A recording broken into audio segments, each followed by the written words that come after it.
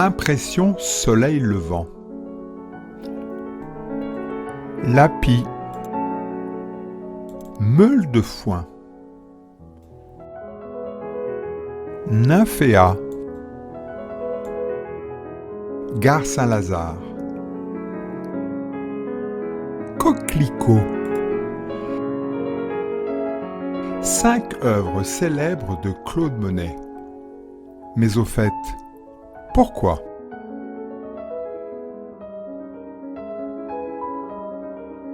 À la fin du XIXe siècle, après l'invention de la photographie, certains artistes jugent inutile de continuer à peindre comme du temps où la photographie n'existait pas. Claude Monet figure parmi eux. Il deviendra l'un des représentants les plus connus d'un nouveau mouvement artistique appelé l'impressionnisme. Comment devient-on un peintre aussi génial que Claude Monet ?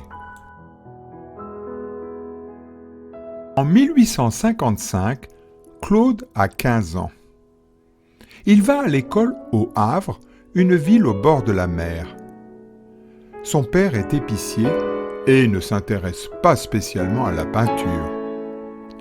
Souvent, pendant les cours, Claude griffonne sur ses cahiers des caricatures de ses camarades et de ses professeurs.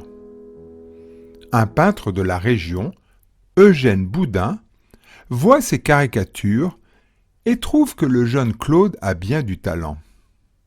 Il l'emmène travailler avec lui en pleine nature.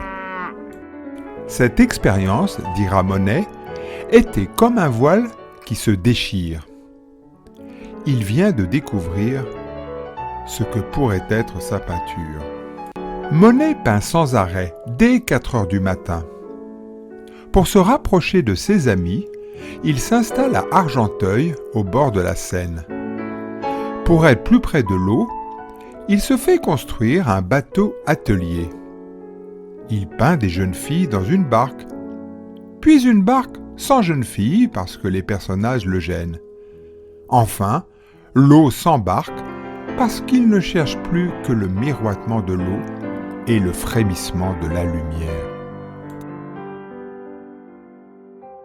En 1883, il s'installe avec sa famille à Giverny, près de Paris, dans une maison simple entourée d'un grand jardin.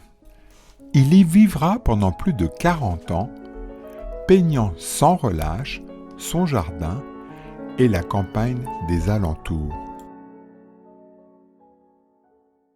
Il peint des peupliers, des meules de foin en série, aux différentes heures du jour. Pendant 3 mois, il est capable de s'asseoir chaque jour devant la cathédrale de Rouen pour suivre les jeux successifs de l'ombre et de la lumière. Dans sa propriété de Giverny, il fait aménager un petit cours d'eau seulement pour y planter des sortes de nénuphars qu'il appelle des nymphéas. Et pendant 20 ans, Monet va se plonger dans la contemplation rêveuse de ces magnifiques plantes aquatiques.